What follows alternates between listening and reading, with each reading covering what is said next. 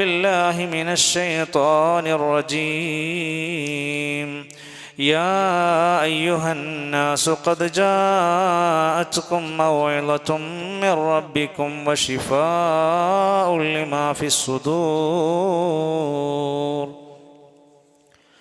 ബഹുമാന്യരായ സഹോദരങ്ങളെ, സത്യവിശ്വാസികളെ, സത്യവിശ്വാസിനികളെ, അർഹമുർറാഹിമീനായ അള്ളാഹുവിൻ്റെ മഹത്തായ കാരുണ്യത്തിൻ്റെ അനുഗ്രഹങ്ങൾക്ക് നന്ദി കാണിച്ച് അവൻ നൽകിയിട്ടുള്ള സകല അവസരങ്ങളെല്ലാം, പുണ്യദിനങ്ങളും പുണ്യരാത്രികളുമെല്ലാം പടച്ച റബ്ബിൻ്റെ സ്വർഗം നേടുന്നതിന് വേണ്ടി അധ്വാനിക്കുന്ന നല്ലവരായ സ്വാലിഹീങ്ങളായ അടിമകളായി മാറാൻ ഓരോരുത്തരും ശ്രമിക്കണമെന്ന് ആമുഖമായി എന്നെയും തുടർന്ന് നിങ്ങളെയും ഓർമ്മപ്പെടുത്തുകയാണ്, വസിയത്ത് ചെയ്യുകയാണ്.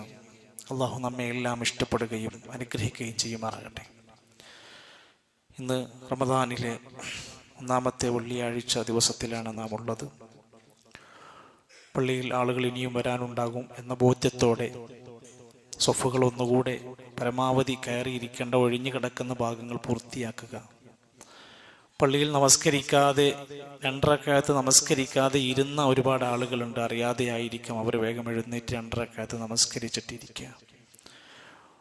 ജുമുഅക്ക് വേണ്ടി ബാങ്ക് വിളിക്കുന്ന സമയത്ത് പോലും പണ്ഡിതന്മാർ പറയുന്നത് ആ ബാങ്ക് കഴിയാൻ പോലും അവർ കാത്തു നിൽക്കേണ്ടതില്ല. ജുമുഅ ഖുത്ബക്കാണ് പ്രാധാന്യം. അതുകൊണ്ട് അവർ ബാങ്ക് കൊടുത്തുകൊണ്ടിരിക്കുന്ന വേളയിലും പ്രാധാന്യം കൊടുക്കേണ്ടത് വേഗം സുന്നത്ത് നമസ്കരിച്ച് ഇരിക്കാനാണ് ശ്രദ്ധിക്കേണ്ടത് എന്ന്. സഹോദരങ്ങളെ, നമ്മൾ അള്ളാഹുവിൻ്റെ ദീനിനെ ശരിയാവണ്ണം അടുത്ത് അറിഞ്ഞ് മനസ്സിലാക്കി ജീവിക്കുമ്പോൾ നമുക്ക് ലഭിക്കുന്ന ഒരു ആത്മസന്തോഷമുണ്ട്.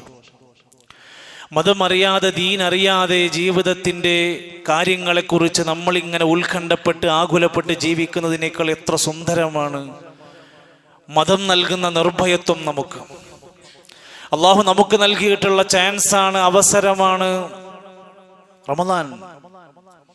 അതിൻ്റെ ഒന്നാമത്തെ ആ തുടക്കം കുറിക്കുന്ന രാത്രിയിൽ പോലും ആകാശലോകത്ത് വിളിച്ചു പറയാൻ ഏൽപ്പിക്കപ്പെട്ട ഒരാൾ വിളിച്ചു പറയുന്നത് യാ ബാഗിയൽ ഖൈരി ഹലുമ്മ, നന്മയാഗ്രഹിക്കുന്ന മനുഷ്യരെ, നല്ലത് ചെയ്യണമെന്ന് വിചാരിക്കുന്നവരെ, വരൂ, മുന്നോട്ട് മുന്നോട്ട് വരൂ, നന്മയിലേക്ക് വരൂ. വയാ ബാഗിയ ശർരി, തിന്മയ വല്ലതും ചെയ്യണമെന്ന് ആഗ്രഹിക്കുന്ന ആരെങ്കിലും ഉണ്ടെങ്കിൽ അഖ്സിർ, ചുരുക്കിക്കോളൂ, പരമാവധി ഉപേക്ഷിച്ചോളൂ എന്ന് ആകാശലോകത്തുനിന്ന് വിളംബരം ചെയ്യുകയാണ്. ഇത് നന്മക്കുള്ള അവസരങ്ങളാണ്. തിന്മകളിൽ നിന്നെല്ലാം മാറി സുരക്ഷിതനായി സമാധാനത്തിൽ ജീവിക്കാൻ പടച്ച റബ്ബ് നമ്മെ പരിശീലിപ്പിക്കുന്ന ഒരു ആയോധന കളരിയെപ്പോലെ നമ്മളൊരു പരിശീലന കളരിയിലാണെന്ന ബോധ്യമാണ്. മഹാനായ അനസ് ഇബ്നു മാലിക് റളിയല്ലാഹു അൻഹു സ്വഹാബിമാരുടെ കൂട്ടത്തിൽ നബി സല്ലല്ലാഹു അലൈഹി വസല്ലമക്ക് 10 കൊല്ലം സേവനം ചെയ്ത കുട്ടിയായിരുന്നപ്പോൾ നബി തങ്ങളുടെ കൂടെ ചേർന്ന അനസ് ഇബ്നു മാലിക് റളിയല്ലാഹു അൻഹു പറയുന്നുണ്ട്, ഞങ്ങളുടെ അരികിൽ ഒരിക്കൽ റമദാൻ വന്നു. ദഖല റമദാൻ, റമദാന്റെ സമയമായി. ആ സമയത്ത് നബി തങ്ങൾ ഞങ്ങൾ അടുത്തേക്ക് വന്ന്, സ്വഹാബത്തിന്റെ അടുത്തേക്ക്, എന്നിട്ട് ഞങ്ങളോട് പറഞ്ഞു, ഇന്നഹാദ ശഹ്റ ഖദ് ഹളറക്കും, ഇത്രയും ദിവസം വരാനുണ്ട്, റമദാൻ വരും എന്നാണ് പറഞ്ഞിരുന്നെങ്കിൽ ഇന്നിതാ, ഇപ്പോഴിതാ റമദാൻ നിങ്ങൾക്ക് വന്നിരിക്കുന്നു. വഫീഹി ലൈലത്തുൻ, ഈ മാസത്തിൽ ഒരു രാത്രിയുണ്ട്. ഖൈറും മിൻ അൽഫി ശഹ്ർ, 1000 മാസത്തേക്കാൾ പുണ്യമുള്ള രാത്രിയാണ്.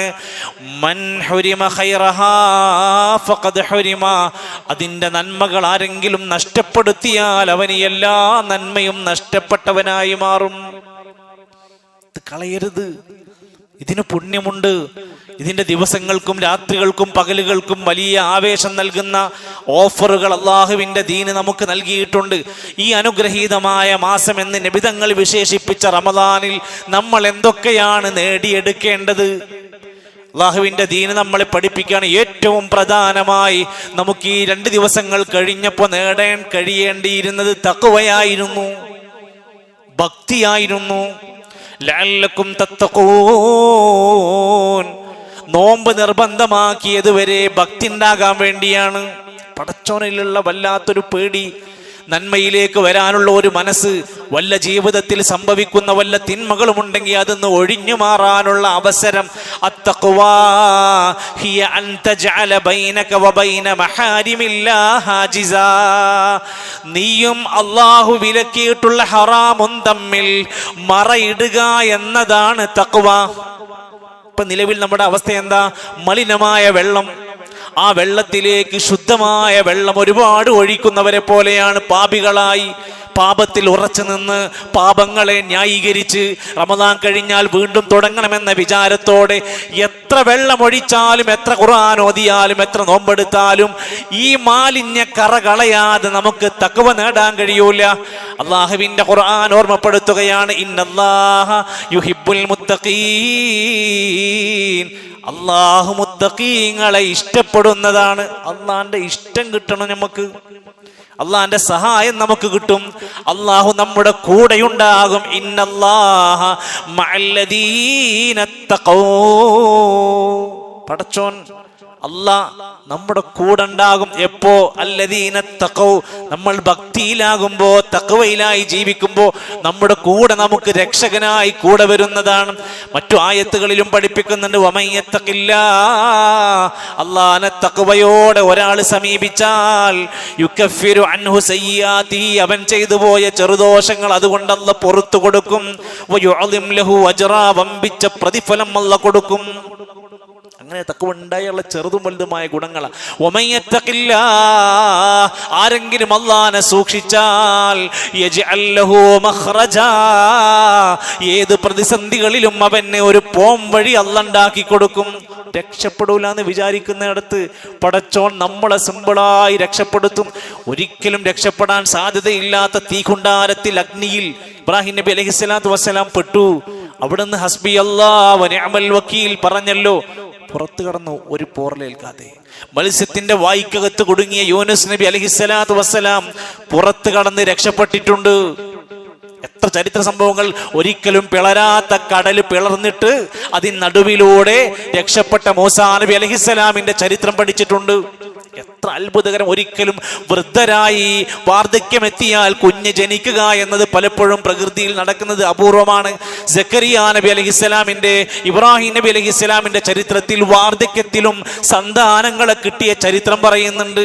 വമയ്യത്തഖില്ലാഹ്. അല്ലാഹുവിനെ സൂക്ഷിച്ച് ജീവിച്ചാൽ എന്ന് പറഞ്ഞിട്ട് വയർസുഖുഹു മിൻ ഹൈസു ലാ യഹ്തസിബ്. പ്രതീക്ഷിക്കാത്ത വഴിയിൽ അല്ലാഹ് റിസ്ക് നൽകിക്കൊണ്ടിരിക്കും.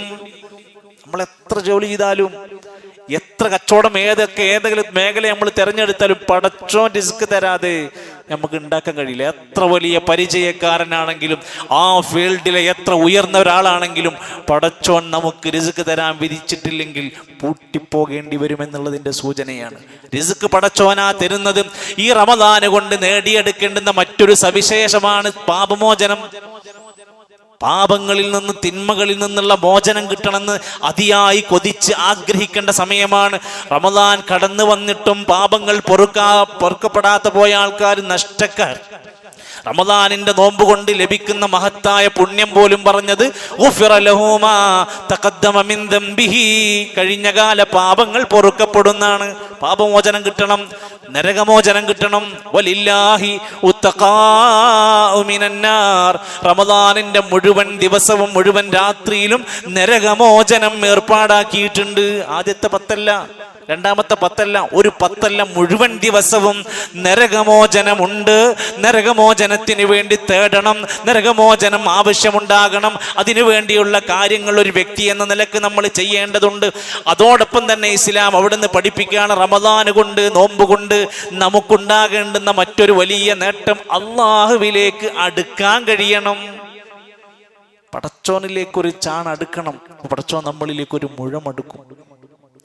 പടച്ചോനിലേക്ക് നമ്മളൊന്നിങ്ങനെ നടന്ന് അടക്കാൻ തുടങ്ങിയാൽ പടച്ചോൻ നമ്മിലേക്ക് ഓടിയടുക്കുമെന്ന ഹദീസ് പഠിപ്പിച്ചത്. പടച്ച റബ്ബ് നമ്മളെ അങ്ങ് ചേർത്ത് പിടിക്കും. അള്ളാഹുവിലേക്ക് അടുപ്പമുണ്ടാകാൻ, പടച്ചവനിലേക്ക് നമ്മൾ ചെല്ലണം. അതിന് നോമ്പ് നല്ലൊരു മാർഗമാണ്.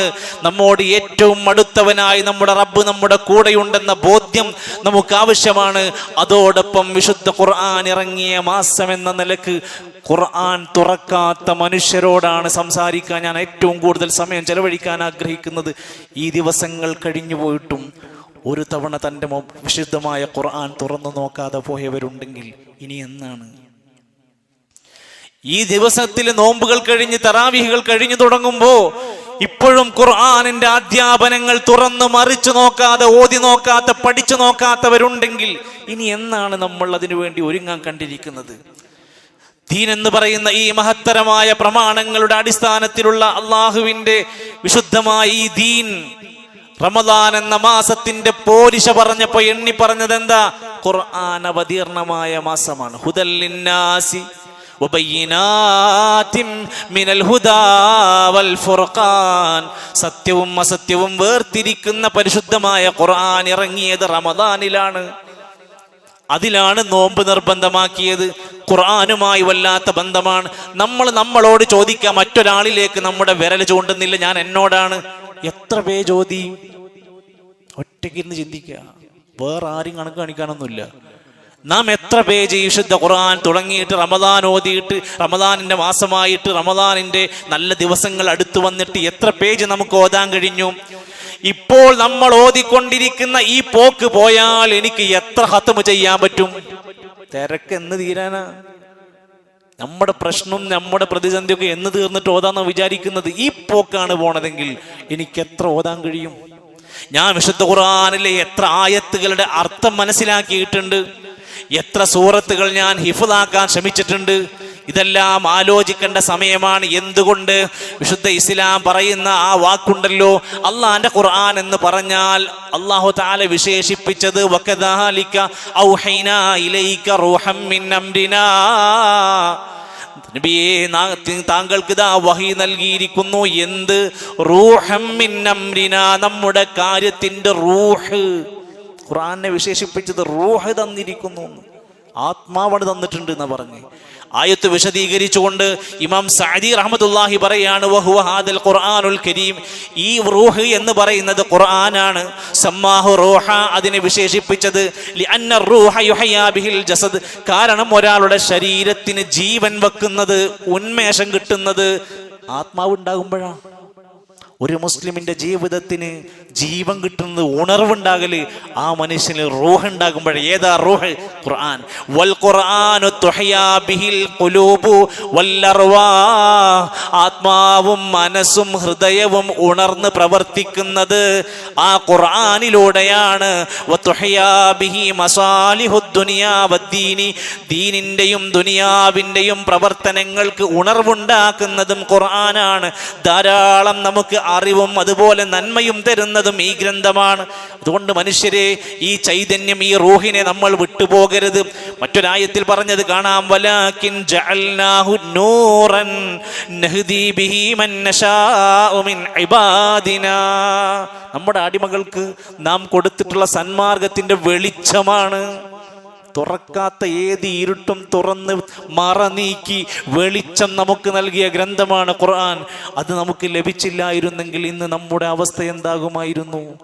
നമ്മളത് പാലിക്കാതെ പോയി ജീവിക്കുന്നവരായിരുന്നെങ്കിൽ ഇന്ന് നമ്മളൊക്കെ എത്ര ദുഷിച്ചവരായി മാറുമായിരുന്നു.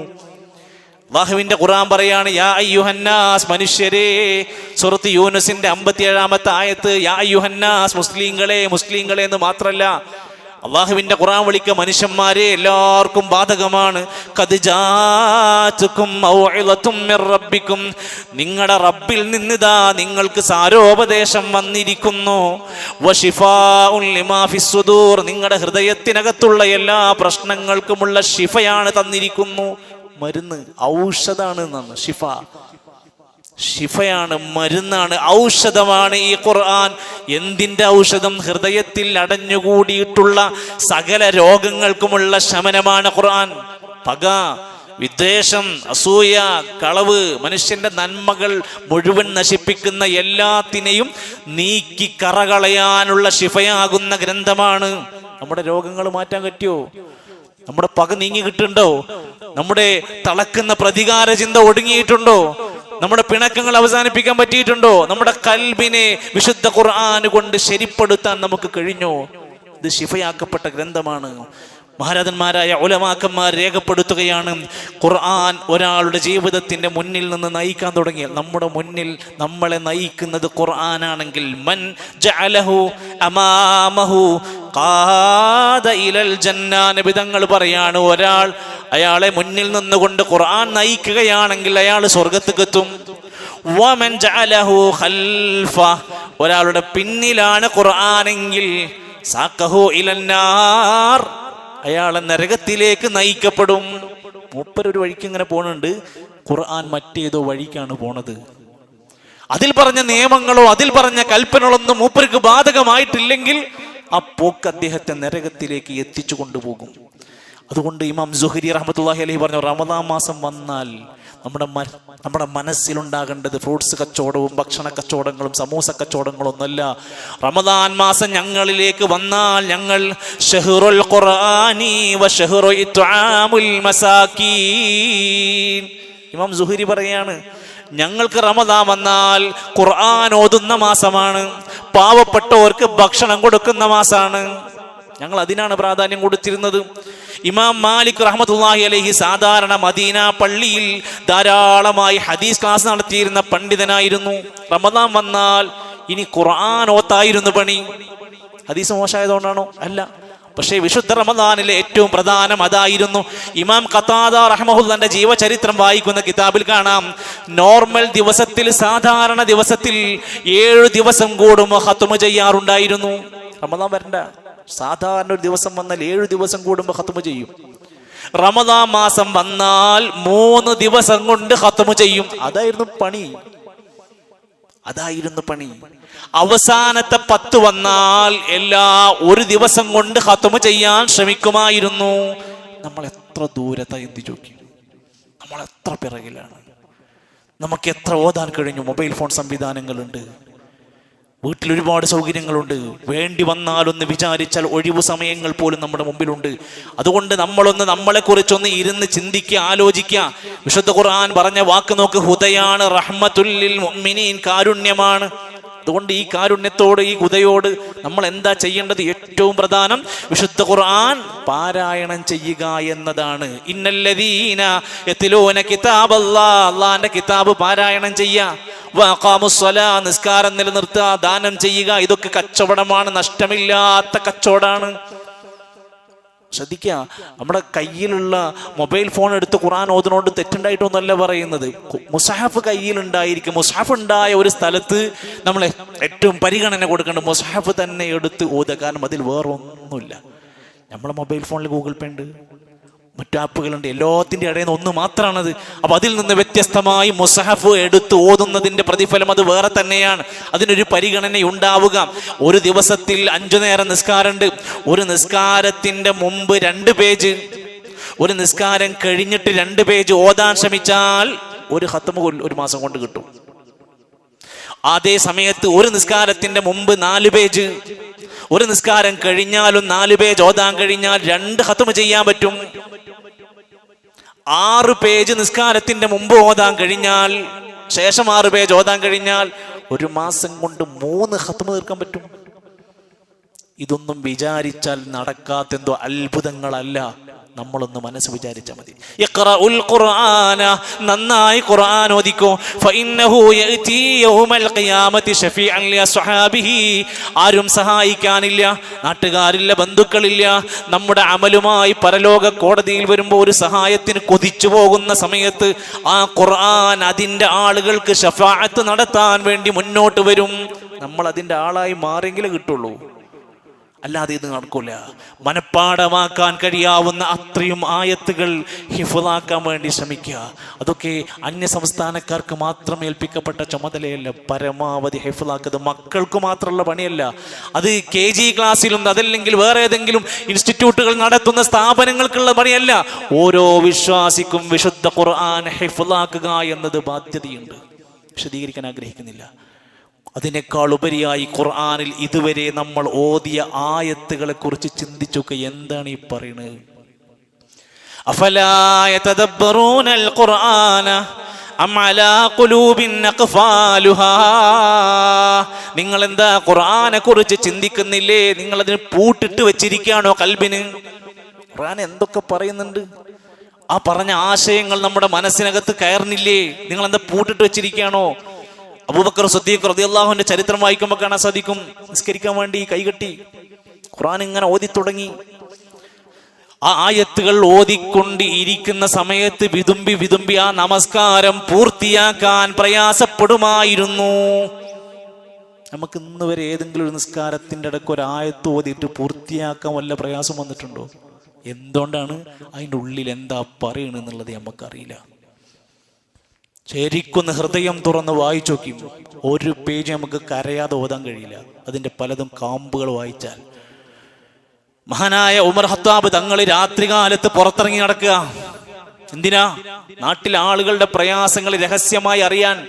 ഒരു ഭരണാധികാരിയാണോ, വാർഡ് മെമ്പറാണോ, പഞ്ചായത്ത് മെമ്പറാണോ, രാഷ്ട്രീയക്കാരനാണോ, ആ ചരിത്രം ഒന്ന് വായിച്ചു നോക്കി. ഉമർ ഖത്താബ് തങ്ങൾ എന്തിനാ രാത്രി പുറത്തിറങ്ങി നടന്നിരുന്നത്? വേഷന്മാര് നടക്കുന്നു, ഖലീഫയാണ് വരുന്നത് എന്ന് അറിയാതിരിക്കാൻ. ഒരിക്കൽ രാത്രി ഇങ്ങനെ പുറത്തിറങ്ങി നടക്കുമ്പോൾ ഒരു വീട്ടിൽ നിന്നൊരു ഓത്ത് ഇങ്ങനെ കേൾക്കാണ്, ഇന്ന അദാബ റബ്ബിക ലവാഖിഅ മാ ലഹു മിൻ ദാഫിഅ. അല്ലാഹുവിന്റെ അദാബ് സംഭവിക്കും, ഒരാൾക്കും തടുക്കാൻ പറ്റൂല. ആയത്ത് ഇങ്ങനെ ആവർത്തിച്ച് കേട്ടപ്പോ ഉമർ ഖത്താബ് തങ്ങൾ നേരെ വീട്ടിലേക്ക് ഓടി. ഒരു മാസക്കാലം പനി പിടിച്ച് വീട്ടിൽ കിടന്നു. പുറത്തിറങ്ങാൻ പറ്റാത്ത രൂപത്തിൽ അസുഖം ബാധിച്ചു. കാണാൻ വന്നവരൊക്കെ ചോദിക്കുന്നുണ്ട്, എന്തു പറ്റി, എന്താണ് നിങ്ങളുടെ അസുഖം എന്ന് ചോദിക്കുന്നുണ്ട്. ആർക്കും ഒന്നും മനസ്സിലാകുന്നില്ല. പിന്നീട് ഉമർ ഖത്താബ് തങ്ങൾ പറയുന്നുണ്ട്, ആ രണ്ടായത്തുകൾ വിശുദ്ധ ഖുർആനിലെ സൂറത്ത് തൂറിന്റെ 7-8 ആയത്തുകൾ എന്നെ ഒരുപാട് ചിന്തിപ്പിച്ചു. പനി പിടിച്ചു, അസുഖബാധിതനായ ആയത്ത് കേട്ടിട്ട് ഞാനും നിങ്ങളൊക്കെ ഈ അള്ളാന്റെ കലാമ കേട്ടിട്ട് എന്തൊരു അളക്കമാണ് നമുക്കുണ്ടായത്. നമ്മൾ നമ്മുടെ തോന്നിവാസങ്ങൾ അവസാനിപ്പിച്ചോ? നമ്മൾ നമ്മുടെ സംസാരങ്ങൾ ശരിപ്പെടുത്തിയോ? നമ്മുടെ ലൈംഗിക ബന്ധങ്ങൾ ശരിപ്പെടുത്തിയോ? നമ്മുടെ വൈവാഹിക ജീവിതത്തിന്റെ ചിട്ട പാലിച്ചോ? നമ്മുടെ കുടുംബ ബന്ധങ്ങളെ ശരിക്ക് ശക്തിപ്പെടുത്തിയോ? വാപ്പയോട് ഉമ്മയോട് മാന്യമായി സംസാരിക്കാൻ തുടങ്ങിയോ?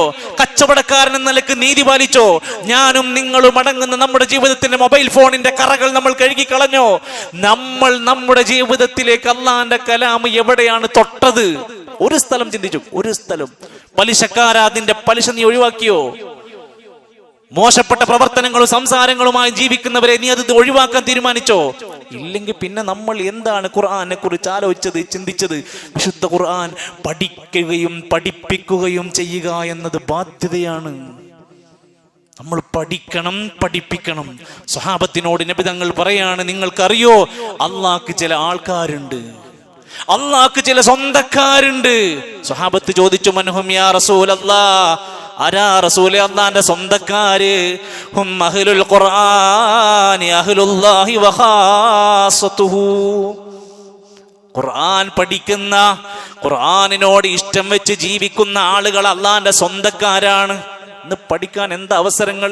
പണ്ട് പണ്ഡിതന്മാരെ തേടി തേടി മണിക്കൂറുകൾ, കിലോമീറ്ററുകൾ സഞ്ചരിച്ച ചരിത്രം വായിക്കണം. ഇന്ന് ഓരോ പ്രദേശങ്ങളിലും അതാത് ക്ലാസ്സുകൾ നടന്നുകൊണ്ടിരിക്കുന്നു. നമ്മുടെ പള്ളിയിൽ ശനിയാഴ്ച ക്ലാസ് നടന്നുകൊണ്ടിരിക്കുന്നു. എന്തുകൊണ്ട് അള്ളാന്റെ കലാമ് പഠിക്കാൻ എന്താ തടസ്സം? പ്രയാസം പറയാൻ പറ്റുമോ? അള്ളാന്റെ മുമ്പിൽ പറയാൻ പറ്റിയ കാരണം ഉണ്ടാലോചിച്ചു. മൊബൈൽ ഫോണിൽ ഇരുന്നാൽ നിരവധി ഖുർആൻ പഠന കോഴ്സ് നടക്കുകയാണ്. എന്ത് ന്യായ നമുക്ക് പറയാൻ പറ്റുക? വിശുദ്ധ ഇസ്ലാമിന്റെ വിശുദ്ധ പ്രമാണങ്ങളെ പഠിക്കാൻ എന്തെല്ലാം അവസരങ്ങൾ നമ്മുടെ മുമ്പിലുണ്ട്. ഖുർആൻ വിജ്ഞാന പരീക്ഷ റമദാൻ മാസത്തിൽ നമ്മുടെ വിദ്യാർത്ഥികൾ നടത്തിക്കൊണ്ടിരിക്കുക. സൂറത്തു സജദയാണ് ഇപ്രാവശ്യം. എല്ലാ നിലക്കും ജനങ്ങൾക്ക് ഖുർആൻ തുറന്ന് പഠിച്ച് ഒരു സൂറത്തെങ്കിലും അർത്ഥം മനസ്സിലാക്കാനുള്ള അവസരമാണ്. നമ്മുടെ പേര് കൊടുത്തോ? കുട്ടികൾ അടക്കമുള്ളവരെ പഠിപ്പിക്കാനുള്ള ശ്രമമാണ്.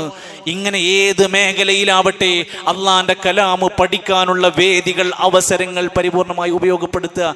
5 വിശുദ്ധ ഖുർആൻ കേൾക്കുക. ഇതുവരെ പറഞ്ഞതൊക്കെ ബുദ്ധിമുട്ടുണ്ടോ? അള്ളാന്റെ കലാമ് കേൾക്കുക. നമ്മുടെ മൊബൈൽ ഫോണുകളിലോ അല്ലെങ്കിൽ ടെലിവിഷനുകളിൽ മ്യൂസിക്കിന്റെ അതിപ്രസരം കൊണ്ട് അതിൽ ലയിച്ചു പോയ മനുഷ്യരെ നമുക്ക് കൂലി കിട്ടുന്ന വല്ല കാര്യവുമാണോ?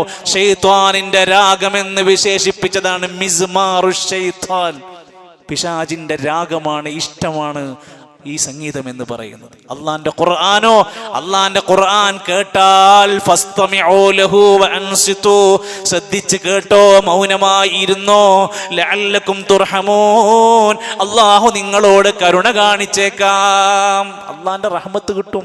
മൊബൈലുണ്ട്, ഓണാക്കിട, അൽബക്കർ ഓണാക്കിട്ടോ, ഏതെങ്കിലും സൂറത്ത് ഓണാക്കിട്ടോ, ഇരുന്ന് കച്ചവടക്കാരെ ചെവിയിൽ ഹെഡ്സെറ്റ് വെച്ചിട്ട് എന്താ കേൾക്കണത്? യാത്രയിലുടനീളം ഹെഡ്സെറ്റ് വെച്ചിട്ട് എന്താ കാണുന്നത്?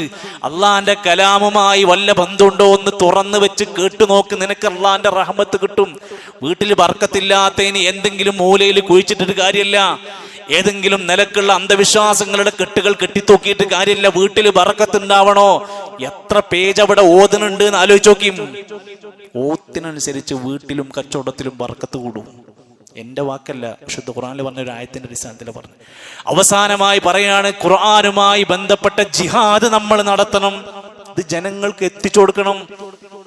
നമ്മുടെ സമ്പത്ത്, സമുദായത്തിന്റെ സമ്പത്ത്, പാവപ്പെട്ട മനുഷ്യർ നൽകുന്ന ദീനിന്റെ സംരക്ഷണത്തിന് വേണ്ടി നൽകുന്ന സമ്പത്ത് എന്തിനാ ഉപയോഗിക്കേണ്ടത്? പ്രമാണിത്രം കാണിക്കാനല്ല, നമ്മുടെ ആളുകളുടെ കൂട്ടായ്മ കാണിക്കാനല്ല, പൊങ്ങച്ചം കാണിക്കാനല്ല, അള്ളാന്റെ ദീന് ജനങ്ങൾക്ക് പ്രചരിപ്പിക്കാൻ. ഫലാ തുതിൽ കാഫിരീൻ, കാഫിരീങ്ങൾ അനുസരിക്കല്ലേ.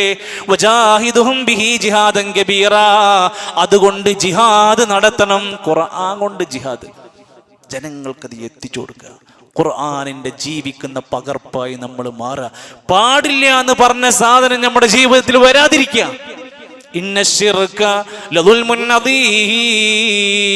ഏറ്റവും വലിയ പാപമാണ് ശിർക്ക് ചെയ്യുക എന്നത്. ഒരിക്കലും നമ്മുടെ ജീവിതത്തിൽ വരാൻ പാടില്ല. ആരൊക്കെ എന്തൊക്കെ നമ്മളെ പറഞ്ഞ് തള്ളിയിടാൻ ശ്രമിച്ചാലും ഏറ്റവും വലിയ പാപമാണ്. ഫലാ തദ്ഉ മഅല്ലാഹി അഹദാ, അല്ലാഹുവിന്റെ കൂടെ വേറെ ഒരാളെയും വിളിച്ചു പ്രാർത്ഥിക്കരുത്. വഹല്ലല്ലാഹുൽ ബൈഅ വഹറമ റിബാ, അല്ലാഹ് കച്ചവടം ഹലാലാക്കിയിട്ടുണ്ട്. ചെയ്യണ കച്ചവടം ഹലാലാണോ എന്ന് സ്വയം പരിശോധിക്കുക. അല്ലാഹ് കച്ചവടം ഹലാലാക്കിയിട്ടുണ്ട്. വഹറമ റിബാ, പലിശ ഹറാമാക്കിയിട്ടുണ്ട്. പലിശ ഹറാമാക്കിയിട്ടുണ്ട്. അതിൻ്റെ ഏത് ഇനങ്ങൾ നമ്മുടെ കയ്യിലുണ്ടോ അത് ഒഴിവാക്കാതെ നമ്മുടെ സമ്പത്ത് ശുദ്ധിയാകൂല. പലിശക്കാരൻ നല്ല അപകടത്തിലാണുള്ളത്. വലാ തഖറബു സിനാ, വ്യഭിചാരത്തെ സമീപിക്കരുത്. കണ്ണുകൊണ്ടും ചെവി കൊണ്ടും ഏതുകൊണ്ട് എന്തൊക്കെ വേങ്ങുണ്ട് അതുമായി ബന്ധപ്പെടുന്നത് സൂക്ഷിച്ചോളൂ. ഖുർആന്റെ കൽപ്പനയാണ്. ലഹരിയുമായി വല്ല ബന്ധവും നമുക്കുണ്ടോ? അള്ളാന്റെ കലാമ് പറയാണ് നമ്മക്കതോട് ബന്ധം പറ്റൂല. കാരണം ഏറ്റവും മോശപ്പെട്ട പരിപാടി മദ്യമാണ്. മദ്യത്തെ കുറിച്ച് പോലും ഖുർആൻ പറഞ്ഞത് റിജ്സും മിൻ അമലി ശൈത്താൻ, അതൊരു പൈശാചികതയാണ്, അതൊരു നല്ല കാര്യമല്ല. ഫജ്തനിബൂ, നിങ്ങളത് പാടെ ഉപേക്ഷിക്കണം. മദ്യത്തിന്റെ ഒരംശം നമുക്ക് പറ്റൂല. ഒരു സിഗരറ്റ് പോലും വലിക്കാൻ നമുക്ക് പറ്റൂല. ഒരെണ്ണം. പണം ചെലവാക്കുന്നു, സമ്പത്ത് പോകുന്നു, ആരോഗ്യം നശിക്കുന്നു, ബാക്കിയുള്ളവർക്ക് രോഗം കൊടുക്കുന്നു. അത് കച്ചവടം ചെയ്യുന്നവനാണെങ്കിലോ അവന്റെ കച്ചവടം വരെ ഹറാമില്ല.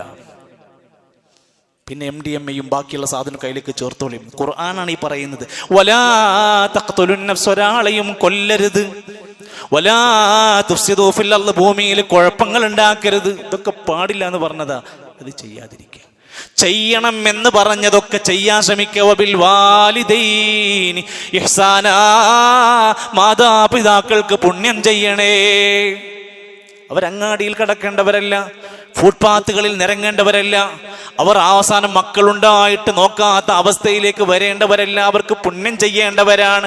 വാശിറൂഹുന്ന ബിൽ മഅറൂഫ്, ഭാര്യമാരോട് മാന്യമായി പെരുമാറണേ. അങ്ങനെ കുറെ കൽപ്പന ഉണ്ട്. ഇതൊക്കെ പാലിക്കാനുള്ളതാ. അതൊരു വലിയ ജിഹാദാ.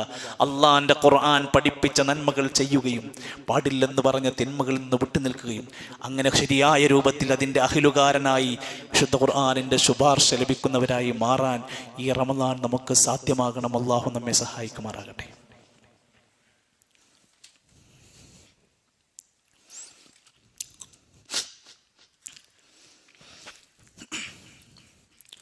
الحمد لله رب العالمين والعاقبة للمتقين ولا عدوان إلا على الظالمين والصلاة والسلام على رسوله الأمين وعلى آله وصحبه أجمعين. أيها الإخوة والأخوات أوصيكم وإياي ثانيا بتقوى الله. ഒരിക്കൽ കൂടി അല്ലാഹുവിനെ സൂക്ഷിച്ച് അള്ളാഹുവിൻ്റെ ദീനിൻ്റെ കൽപ്പനകൾ പാലിച്ചുകൊണ്ട് ജീവിതത്തെ ക്രമീകരിക്കാൻ എന്നെയും നിങ്ങളെയും ഓർമ്മപ്പെടുത്തുകയാണ്, വസിയ്യത്ത് ചെയ്യുകയാണ്. അള്ളാഹു നമ്മെ എല്ലാം ഇഷ്ടപ്പെടുകയും അനുഗ്രഹിക്കുകയും സ്വർഗം നൽകുകയും ചെയ്യുമാറാകട്ടെ. 3 കാര്യങ്ങൾ വളരെ പ്രധാനപ്പെട്ടതാണെന്ന് തോന്നുന്ന ചില കാര്യങ്ങൾ സൂചിപ്പിക്കാൻ ആഗ്രഹിക്കുകയാണ്. അതിലൊന്ന്, നമ്മുടെ പ്രാർത്ഥനകൾ അധികരിപ്പിക്കേണ്ട ഒരു വേളയിലാണ് നാം ഉള്ളത്. ഇന്ന് പ്രത്യേകിച്ച് വെള്ളിയാഴ്ച ദിവസമായതുകൊണ്ട് തന്നെ ഇന്ന് നമ്മൾ നോമ്പുകാരാണ്, റമദാനാണ്. നോമ്പ് തുറക്കുന്ന സമയത്തുള്ള പ്രാർത്ഥനയുണ്ട്. അതിനു പുറമെ വെള്ളിയാഴ്ച ദിവസത്തിൽ പ്രത്യേകമായി ഒരു സമയമുണ്ട്. ആ സമയത്ത് പ്രാർത്ഥിച്ചാൽ പ്രാർത്ഥന സ്വീകരിക്കപ്പെടും. ഹദീസ് ഇങ്ങനെ വായിക്കുമ്പോൾ നബി സല്ലല്ലാഹു അലൈഹി വസല്ലം വിരലോണ്ട് ഇങ്ങനെ ചൂണ്ടിക്കാണിച്ചു കൊടുക്കണം, ഇത്ര സമയമുണ്ട്, ഒരു കുഞ്ഞു സമയം. ആ സമയത്ത് പ്രാർത്ഥിച്ചോൻക്ക് ചോദിച്ചത് കൊടുക്കുന്നു. പക്ഷെ വെള്ളിയാഴ്ച എന്ന ഗൗരവത്തിന് റമദാൻ വന്നിട്ട് പോലും ഈ ഉമ്മത്ത് സ്വീകരിക്കണില്ലല്ലോ. ഇപ്പോഴും ആളുകൾ വന്നുകൊണ്ടേയിരിക്കുകയാണ്. പള്ളി തുടങ്ങുന്ന സമയത്ത് 3-4 സഫാണ് ആളുകളുള്ളത്. ഖുത്ബ തുടങ്ങിയത് മുതൽ നമസ്കാരം അവസാനിക്കുന്നത് വരെയുള്ള സമയത്തിൻ്റെ ഇടയ്ക്ക് ചില പണ്ഡിതന്മാർ, ഭൂരിഭാഗം പണ്ഡിതന്മാർ പറഞ്ഞു, അതിൻ്റെ ഇടയിൽ ഒരു സമയമാണ് നമ്മുടെ പ്രാർത്ഥന സ്വീകരിക്കപ്പെടുന്ന ഒരു സമയം. ചില പണ്ഡിതന്മാർ, വളരെ കൂടുതൽ പണ്ഡിതന്മാർ അഭിപ്രായമായി രേഖപ്പെടുത്തിയ മറ്റൊരു സമയം അസറിന്റെയും മഗ്രിബിന്റെയും ഇടയിൽ. നമ്മൾ ജുമുഅ കഴിഞ്ഞാൽ വിചാരിച്ചു എല്ലാം കഴിഞ്ഞ്. അസറിന്റെയും മഗ്രിബിന്റെയും ഇടയിലുള്ള ഒരു കുഞ്ഞു സമയമുണ്ട്, പ്രാർത്ഥനക്ക് റാജിഹായ സമയമാണ്. അള്ളാഹുവിന്റെ ഖുർആൻ നോമ്പിനെ കുറിച്ച്, റമദാനിനെ കുറിച്ച് പറഞ്ഞ ആയത്ത് കഴിഞ്ഞ അടുത്ത ആയത്ത് എന്താ പറഞ്ഞെന്നറിയോ? വഇദാ സഅലക ഇബാദി അന്നി ഫഇന്നി ഖരീബ്. എൻ്റെ അടിമ എന്നെ കുറിച്ച് ചോദിച്ചാൽ ഞാൻ സമീപസ്ഥനാണെന്ന് പറയണം, ദൂരല്ല. അടയാളന്മാര് വേണ്ട, ഹക്ക് ജാഹ് ബർക്കത്തോണ്ട് ചോദിക്കണ്ട, മഹാന്മാരോട് ചോദിക്കണ്ട. ഉജീബു ദഅവതദ്ദാഇ ഇദാ ദഅൻ. എന്നോട് പ്രാർത്ഥിക്കുന്നവന്റെ പ്രാർത്ഥനക്ക് ഞാൻ ഉത്തരം നൽകും. എന്നോട് പ്രാർത്ഥിക്കുക, പ്രാർത്ഥിച്ചവൻക്ക് ഞാൻ ഉത്തരം കൊടുക്കും. ആ വാക്ക് പറഞ്ഞുകൊണ്ടാണ് വിശുദ്ധ ഖുർആൻ നോമ്പുമായി ബന്ധപ്പെട്ട ആയത്ത് പൂർത്തിയാക്കുന്നത്. അതുകൊണ്ട് നമ്മുടെ മനസ്സ് മന്ത്രിക്കുന്നതെല്ലാം അറിയുന്ന റബ്ബിനോട് മനസ്സറിഞ്ഞു പ്രാർത്ഥിക്കാനുള്ള സമയം നന്നായി ഉപയോഗപ്പെടുത്തുക. ഒരു വേളയും നഷ്ടപ്പെടാതിരിക്കുക. റബ്ബിലേക്ക് മനസ്സ് തുറന്ന്, നമ്മളൊക്കെ ഫഖീറാണ്, അള്ളാഹു ഗനിയാണ്. അള്ളാഹിനോട് ഏത് സമയത്തും എന്തും തുറന്ന് ചോദിക്കുക. ഈ റമദാൻ നമ്മെ പഠിപ്പിക്കണം. 2, രാത്രി നമസ്കാരം എന്ന് വിശേഷിപ്പിക്കപ്പെട്ട ഖിയാമുൽ ലൈൽ അല്ലെങ്കിൽ റമദാനിലെ തറാവീഹ്, ഇതൊരു നിസ്സാരമായി തള്ളിക്കളയണ്ട. എന്തെങ്കിലും കാരണം കൊണ്ട് ഒരാൾക്ക് വരാൻ കഴിഞ്ഞില്ലെങ്കിൽ അയാൾ ഒരു കുറ്റം ചെയ്തു എന്നല്ല അതിൻ്റെ അർത്ഥം. ഇതൊരു സുന്നത്ത് നമസ്കാരം. പക്ഷേ ഹദീസിൽ പറഞ്ഞ വാക്ക് അഫ്ളലുസ് സ്വലാത്തി ബഅദൽ മക്തൂബതി സ്വലാത്തുൽ ലൈൽ. 5 നേരത്തെ നിസ്കാരം കഴിഞ്ഞാൽ ഏറ്റവും ശ്രേഷ്ഠമായ നിസ്കാരം രാത്രി നമസ്കാരമാണ്. ഇനി റമദാനിൽ ഇടക്കിടക്ക് വിശ്രമിച്ച് നടത്തുന്നത് കൊണ്ട് തറാവീഹ് എന്ന് വിശേഷിപ്പിക്കുന്നത്. ആ സമയം കളഞ്ഞിട്ട് അങ്ങാടിയിൽ വിലസുന്ന അവസ്ഥ ഉണ്ടാവരുത്. ആ പുണ്യം കളഞ്ഞുകൊണ്ട് മറ്റു യാത്രകളിലായി നമ്മൾ മാറരുത്. നിസ്സാരമായി കാണാതിരിക്കുക. ഒരാളുടെ പാപം പൊറുക്കാനുള്ള നന്മയായി പറഞ്ഞത് റമദാനിൽ എഴുന്നേറ്റു നമസ്കരിച്ചാൽ ഗുഫിറ ലഹു മാ തഖദ്ദമ മിൻ ദംബിഹി, കഴിഞ്ഞകാല പാപങ്ങൾ പൊറുക്കപ്പെടുന്നതാണ്. അത്ര മഹത്വം പറഞ്ഞതാണ്. തുടക്കത്തിൽ ഇന്നും ഇന്നലെയൊക്കെ നല്ല ആളൊക്കെ ഉണ്ടായിരുന്ന സാഹചര്യം ഉണ്ടാവും. ഒരു 4 ദിവസം കഴിഞ്ഞാൽ പിന്നെ ഈ ആളുകളൊക്കെ പതുക്കെ വലിയാനുള്ള സാധ്യതകളുണ്ട്. വലിയുന്നവർ വലിയട്ടെ, നമ്മൾ അതിൽ പെടില്ല എന്ന് ആലോചിക്കുക. ഒരു ചിട്ടയോടെ അതിനെ കൊണ്ടുവരാൻ നമ്മൾ ശ്രദ്ധിക്കുക. റമദാനിൽ സ്വാഭാവികമായും തറാവീഹിന് വരുമ്പോൾ ആളുകൾ ഒരു ശല്യമായി, ബാക്കിയുള്ളവർക്ക് ശല്യമാകാൻ സാധ്യതയുള്ള പല മേഖലകളിൽ ഒന്നാണ് നമ്മുടെ മൊബൈൽ ഫോൺ. പള്ളിക്കകത്തുനിന്ന് ഫോൺ വിളിക്കുക, പള്ളിക്കകത്തുനിന്ന് ഇൻസ്റ്റഗ്രാം കണ്ടുകൊണ്ടിരിക്കുക, അപ്പുറത്തൊരാൾ നിസ്കരിക്കുന്നുണ്ടെന്നും ഇവിടെ ഒരാൾ ഖുർആൻ ഓതുന്നുണ്ടെന്നും ഇത് അതിനുള്ളതല്ലാന്ന് പലയിടത്തും സ്റ്റിക്കർ ഒട്ടിച്ചിട്ടുണ്ട്. ഒരു നിയമവും ബാധകമല്ലാതെ, ഒരു കവായിദയും ചിന്തിക്കാതെ ഇത് മറ്റുള്ളവർക്ക് ശല്യമാണ് എന്ന് ഉറപ്പുണ്ടെങ്കിൽ ഒന്ന് ആലോചിച്ച് നോക്കേ. നമസ്കാരത്തിന്റെ സ്ഥലത്തേക്ക് അത് കൊണ്ടുവരാതിരിക്കലാണ് ഏറ്റവും നല്ലത്. നമസ്കാരം കഴിഞ്ഞ ഉടനെ തുറന്നു നോക്കി എണീറ്റ് പോയി, അതിൻ്റെ ഇടയിൽ എന്തെല്ലാം വിട്ടുപോയി. ഈ സാധനം കൊണ്ട് വരുന്നവൻക്കൊന്നും ഒരു ശരിയായ ഖുശൂഓടെ വരാൻ കഴിയണില്ല. അതുകൊണ്ട് നമസ്കാരത്തിന്റെ സമയത്തും പള്ളിയിലും നമ്മുടെ മൊബൈൽ ഫോണിന്റെ ആ നിലക്കുള്ള അദബുകേടുകൾ വരാതിരിക്കാൻ, എൻ്റെ ഒരൊറ്റ ഫോണ് കാരണം കൊണ്ട് ഈ പള്ളിയിലുള്ള മനുഷ്യന്മാർക്ക് ശല്യമായി മാറുന്നെങ്കിൽ അതിൻ്റെ ഗൗരവമാണ് വായിക്കേണ്ടത്. പള്ളിയിലേക്ക് ചിലപ്പോൾ നേരത്തെ വന്നിരുന്നവർ നന്നായിട്ട് ഖുശൂഓടെ ഇരുന്ന് പ്രാർത്ഥിക്കുക, ഖുർആൻ ഓതുക. വെറുതെ ഇരിക്കുമ്പോൾ ഇരുന്ന് വിരലുകൾ പൊട്ടിക്കുന്ന സ്വഭാവം പല പള്ളികളിലും കാണുന്നുണ്ട്. വിരലുകൾ പൊട്ടിക്കാൻ പാടില്ല. അത് ഹദീസിൽ പറഞ്ഞ വാക്കിനെ കാണാൻ സാധിക്കും, അയാൾ നമസ്കാരത്തിലെന്ന പോലെ ഇരിക്കണം എന്നാണ്. നമസ്കാരത്തിൽ നമ്മൾ കയ്യിൻ്റെ വിരലിങ്ങനെ അങ്ങോട്ട് പൊട്ടിക്കാൻ പറ്റുമോ? ഇല്ല. അതുപോലെയാണ് ഞാൻ പറഞ്ഞു വന്നത്. ഒരു തറാവീഹിന് വേണ്ടി വരുന്നവനും ആ തറാവീഹിന്റെ ശരിയായ പുണ്യം നേടി പോകേണ്ടതുണ്ട്. മൂന്നാമത്തെ കാര്യം നമ്മുടെ സക്കാത്തുമായി ബന്ധപ്പെട്ട ഗൗരവമുള്ള വാക്കാ. എൻ്റെ സമ്പത്ത് ഹലാലായി മാറുന്നത് സക്കാത്ത് കൊടുക്കുമ്പോൾ. ഇൻഷാ അല്ലാഹ് ഞാൻ വിശദീകരിക്കും. പക്ഷെ സൂചന പറയാണ്, ഇവിടെ ഒരു പള്ളി കമ്മിറ്റിയുടെ കീഴിൽ സക്കാത്ത് സെൽ എന്നൊരു സിസ്റ്റമുണ്ട്. കണക്ക് പരിശോധിക്കാനും കൃത്യമായി സക്കാത്തിന്റെ കാര്യങ്ങൾ പറഞ്ഞു തരാനും ഒരു കമ്മിറ്റി തന്നെ ഇവിടെ നിലവിലുണ്ട്, സക്കാത്ത് സെൽ എന്ന പേരിൽ. അതുകൊണ്ട് ഈ വർഷത്തെ സക്കാത്തിനെ ശരിക്ക് നമ്മൾ കണക്ക് കൂട്ടി അത് ഭദ്രമായി സുരക്ഷിതമായി അർഹതപ്പെട്ടവരിലേക്ക് എത്താൻ നമ്മുടെ മനസ്സുകൊണ്ട് നമ്മൾ ഒരുങ്ങേണ്ടതുണ്ട്. കഴിഞ്ഞ വർഷം കിട്ടിയ സക്കാത്തിന്റെ സംഖ്യയിൽ നിന്ന് 1 ലക്ഷം രൂപ ഈ പരിസരത്തുള്ള പല ആളുകളുടെയും വീടിന്റെ നിർമ്മാണങ്ങൾക്ക് കൊടുത്തിട്ടുണ്ട്. പാവപ്പെട്ട മനുഷ്യരുടെ 29,500 രൂപയോളം പലരുടെയും ചികിത്സക്ക് അനിവാര്യമായി വന്ന സമയത്ത് അർഹതപ്പെട്ടവരാണെന്നറിഞ്ഞപ്പോൾ അതിൽ നിന്ന് അവർ സഹായിക്കാൻ കഴിഞ്ഞിട്ടുണ്ട്. ഇതൊക്കെ നമ്മൾ കൊടുക്കുമ്പോഴാണ് അത് പറ്റുന്നത്.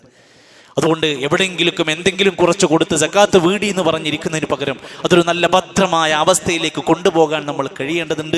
അള്ളാഹു നമ്മെ എല്ലാ നിലക്കുമുള്ള ഹൈറുകളിലേക്ക് നന്മകളിലേക്ക് മുന്നിട്ട് വരാൻ പടച്ച റബ്ബ് തൗഫീക്ക് നൽകി അനുഗ്രഹിക്കുമാറാകട്ടെ. ഇന്ന് ജുമാ നമസ്കാരം കഴിഞ്ഞ് സാധാരണ നമ്മൾ റമദാനിൽ ചെയ്യുന്നത് പോലെ തന്നെ അല്പസമയം കൂടെ ചില ദീനിയായ കാര്യങ്ങളൊക്കെ പറഞ്ഞ് ഏതെങ്കിലും നിലക്കുള്ള സംശയങ്ങളൊക്കെ ദൂരീകരിക്കാനുണ്ടെങ്കിൽ അതെല്ലാം തുറന്ന് ചോദിക്കാനുള്ള അവസരം കൂടെ ഇന്ന് പള്ളിയിലുണ്ട്. ഇൻഷാ അല്ലാഹ് എല്ലാവരും കഴിയാവുന്നവരൊക്കെ ആ സദസ്സിൽ വന്നിരിക്കാൻ പ്രത്യേകമായി ശ്രദ്ധിക്കണം, ഉറപ്പെടുത്തുകയാണ്. നമ്മുടെ പള്ളി അതിൻ്റെ പരിപാലന പ്രവർത്തനങ്ങൾക്ക് വലിയ സഹായമാണ് ഈ നാട്ടുകാർ ചെയ്തുകൊണ്ടിരിക്കുന്നത്. ആരെയും നിഷേധിക്കാനും കുറച്ചാക്കാനൊന്നും നമുക്ക് കഴിയില്ല. വലിയ സഹായമാണ്. കഴിഞ്ഞ മെയിൻ്റനൻസുമായി ബന്ധപ്പെട്ട് നമുക്ക് വലിയ എക്സ്പെൻസ് വന്നു. ഒരുപാട് ആളുകൾ അതിന് മുന്നോട്ട് വന്നുവെങ്കിലും അതിൻ്റെ 50% പോലും നമ്മുടെ കയ്യിൽ പണം എത്തിയിട്ടില്ല. അതുകൊണ്ട് പല വർക്കുകളും ഇപ്പോഴും പെൻഡിങ് ആയി കിടക്കുകയാണ്. അള്ളാഹിൻ്റെ പള്ളി നോക്കേണ്ട ഉത്തരവാദിത്വം എനിക്കുങ്ങൾക്കാണ്. അതിന് ഒരാളുടെയും ഇനിയൊരു മെസ്സേജ് വരാൻ പോലും നമ്മൾ കാത്തു നിൽക്കാൻ പാടില്ല. ആ സാഹചര്യത്തെ നന്നായി ഉപയോഗപ്പെടുത്തണമെന്ന് പ്രത്യേകമായി കമ്മിറ്റിയുമായി ബന്ധപ്പെട്ട് സഹായിക്കണമെന്ന് പ്രത്യേകം പറയണം. ഇന്ന് നമ്മൾ ബക്കറ്റ് കളക്ഷനായി നടത്തുന്നത് ഇതിൻ്റെ ദൈനംദിനമായി നടന്നുകൊണ്ടിരിക്കുന്ന പള്ളി പരിപാലന പ്രവർത്തനത്തിലേക്ക്. പള്ളികളുടെ സംരക്ഷണം എന്നുള്ളതിൻ്റെ മഹത്തരമായ പുണ്യവും പ്രതിഫലമൊന്നും ഒരു സ്വതക്ക കിട്ടാൻ വേണ്ടി എന്തെങ്കിലും പറയേണ്ട ഒരു ആവശ്യമില്ലാത്തൊരു സദസ്സാണ് ഇത് എന്ന് എനിക്കറിയാം. എങ്കിലും അള്ളാഹ്ക്ക് ഏറ്റവും ഇഷ്ടപ്പെട്ടവൻ്റെ പള്ളികളോടുള്ള നമ്മുടെ ഏറ്റവും നല്ല സ്നേഹവും അതിൻ്റെ ബഹുമാനവും സൂക്ഷിക്കുന്നതിനെ സഹായിക്കുക, അതിൻ്റെ സംരക്ഷകർക്ക് നമ്മളൊരു വലിയ സപ്പോർട്ടാവുക എന്ന ആ ഉത്തരവാദിത്വം നമ്മൾ എല്ലാവരും ചെയ്തുകൊണ്ട് പരമാവധി സഹകരിക്കണമെന്ന സ്വതക്കൻ്റെ നല്ലൊരു അവസരത്തിലാണ് ഉറപ്പെടുത്തുന്നത്. അള്ളാഹു നമ്മുടെ എല്ലാ സാമ്പത്തിക മേഖലകളിലും ഖൈറും ബറക്കത്തും പ്രദാനം ചെയ്യുമാറാകട്ടെ. എല്ലാ നിലക്കുമുള്ള നന്മകളിലേക്ക് മുന്നിട്ട് വരാനുള്ള വിശാലമായ മനസ്സ് നമുക്ക് പ്രദാനം ചെയ്യുമാറാകട്ടെ. പലരുടെയും വീടുകളിൽ രോഗികളായ ആളുകൾ കഴിയുന്നവരുണ്ട്. രോഗത്തോട് മല്ലിട്ടുകൊണ്ടിരിക്കുന്ന പലരുമുണ്ട്. പള്ളിയിലേക്ക് വരാൻ കഴിയാതെ പോകുന്നവരുണ്ട്. അള്ളാഹു അവർക്കെല്ലാം പൂർണ്ണമായ ശിഫ നൽകി അനുഗ്രഹിക്കുമാറാകട്ടെ.